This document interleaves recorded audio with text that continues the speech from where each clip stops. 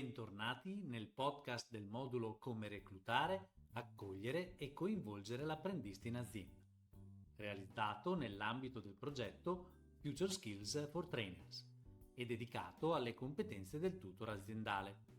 In questo episodio parleremo di una competenza trasversale in particolare, la comunicazione efficace dal punto di vista del tutor. Risponderemo a 3 domande fondamentali. Cos'è? A cosa serve? E come si mette in pratica? Iniziamo subito. Cos'è la comunicazione efficace? La comunicazione efficace è un processo attraverso il quale le informazioni vengono scambiate tra 2 o più persone in modo tale che il messaggio inviato dal mittente sia compreso correttamente dal destinatario o dai destinatari nel caso siano più di uno. Questa definizione sembra molto semplice, tuttavia molto spesso il destinatario, l'apprendista, non si ferma a quello che abbiamo detto, va oltre e cerca di capire quali sono le nostre intenzioni e cosa volevamo dire con le parole che abbiamo utilizzato. In un contesto di apprendistato duale, il tutor deve essere in grado di spiegare concetti, a volte complessi per i neofiti, in termini semplici e comprensibili. Quindi la finalità deve essere orientata a quello che il destinatario comprende, ricorda e assimila. Ad esempio, se un tutor sta insegnando a un apprendista come organizzare una cassetta degli attrezzi, potrebbe dire: pensa a questa cassetta come a un armadio. Ogni strumento è come un vestito che puoi appendere in un determinato reparto. Quando hai bisogno di quel vestito, sai esattamente dove trovarlo. È un esempio, A cosa serve la comunicazione efficace? Questo è il secondo punto di questa nostra chiacchierata. La comunicazione efficace serve a garantire che l'apprendista comprenda esattamente ciò che il tutor sta cercando di trasmettere e non solo. La comunicazione diventa efficace quando prende in considerazione anche altri elementi, ad esempio le aspettative, la motivazione, l'atteggiamento con cui affrontare una determinata attività. Diciamo che sono un po' tutte quelle sfumature che servono a trasferire anche questi elementi. Quindi cos'è importante, sottolineare alcuni aspetti che nel lavoro quotidiano possono veramente fare la differenza tra una buona prestazione e una prestazione così così. Questo a maggior ragione se c'è qualcuno che sta imparando. Ad esempio, se un tutor sta cercando di insegnare ad un apprendista come risolvere un problema complesso, potrebbe dire: il nostro obiettivo è trovare la soluzione più efficiente a questo problema. Pensiamoci come se stessimo cercando il percorso più veloce per andare da casa tua al supermercato. Ci sono molte strade diverse che potresti prendere, ma vogliamo trovare quella che ti fa arrivare al supermercato nel minor tempo possibile. In questo esempio il tutor sta cercando di inviare diversi messaggi, come: concentriamoci sull'obiettivo, affrontiamo un problema utilizzando tutti gli elementi a disposizione e, quando possibile, come in questo caso, utilizziamo degli esempi pratici. Come si mette in pratica la comunicazione efficace? Ci sono una serie di ingredienti. Mettere in pratica la comunicazione efficace richiede sia abilità verbali che non verbali. Tra gli elementi fondamentali troviamo la chiarezza. Il tutor deve essere chiaro nelle sue istruzioni e spiegazioni. Ad esempio, se un tutor sta spiegando a un apprendista duale come utilizzare una tecnica di incisione specifica in un laboratorio artigiano, deve cercare di partire da zero. Quali sono le informazioni strettamente necessarie? Quali sono quei punti chiave che da soli sono in grado di spiegare al meglio questa tecnica? La parola d'ordine è semplicità.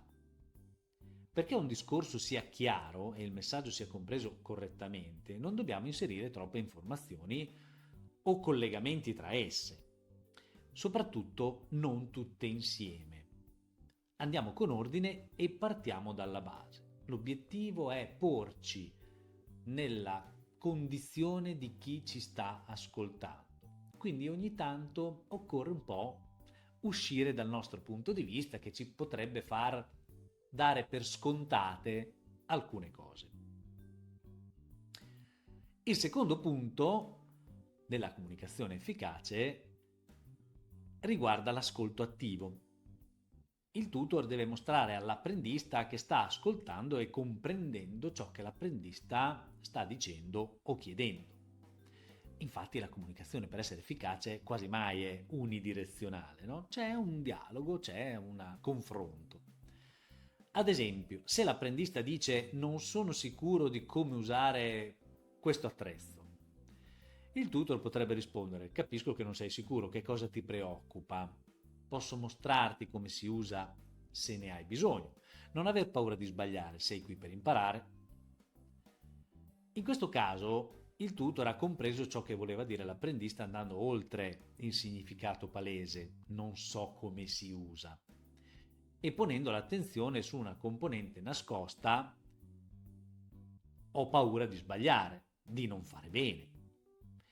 L'ascolto attivo ci permette di comprendere i diversi significati che sono compresi nella comunicazione, utilizzando anche la nostra competenza di empatia, quindi la capacità di comprendere le emozioni che provano altre persone. E questo si fa ponendo anche delle domande. Il terzo punto riguarda il feedback costruttivo, cioè il riscontro che noi diamo rispetto a quanto ci stiamo dicendo.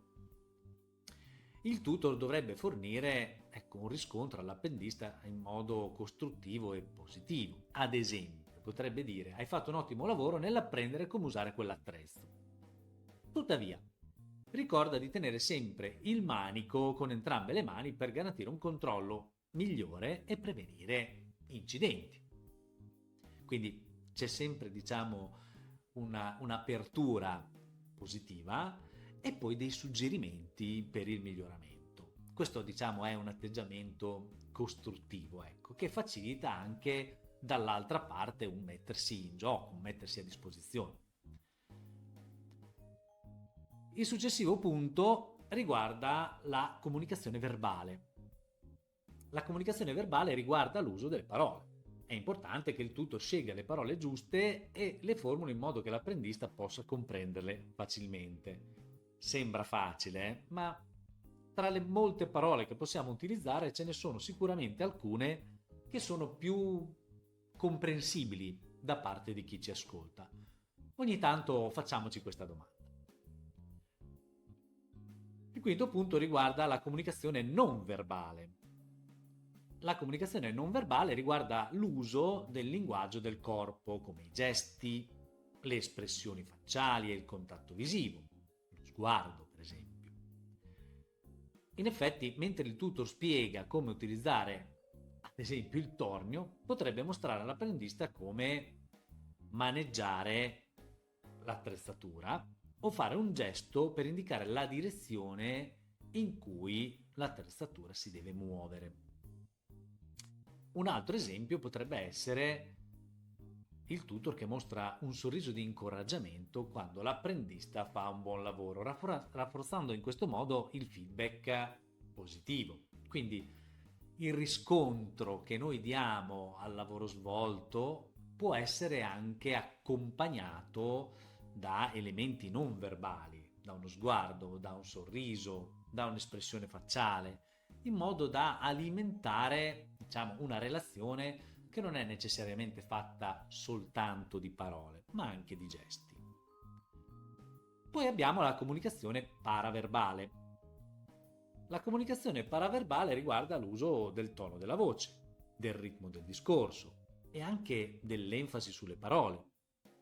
Mettiamoci anche le pause che aiutano, a sottolineare alcuni concetti. Ad esempio, se un tutor sta spiegando un concetto importante, potrebbe rallentare il ritmo del discorso ed enfatizzare le parole chiave per assicurarsi che l'apprendista capisca. L'ho un po' fatta teatrale, scusate. Potrebbe dire: è molto importante che tu non tocchi il tornio mentre è in movimento. Potrebbe essere pericoloso. Conclusione. La comunicazione efficace è una competenza fondamentale per qualsiasi tutor. Non solo facilita i processi di apprendimento e lo sviluppo delle competenze, ma può anche contribuire a creare un ambiente di lavoro più positivo e più produttivo. Stiamo ragionando sul creare le condizioni migliori perché il processo di apprendistato abbia tutti gli elementi che facilitano questo processo. Ricordiamo, la comunicazione è una strada a doppio senso. Non si tratta solo di trasmettere informazioni, ma anche di ascoltare e comprendere il punto di vista dell'altra persona, che a volte ce lo comunica non soltanto a parole, ma anche con i gesti, col tono della voce e quindi con tutti gli elementi che abbiamo visto in questo podcast. Più che visto, l'abbiamo sentito. Grazie per averci ascoltato e al prossimo episodio.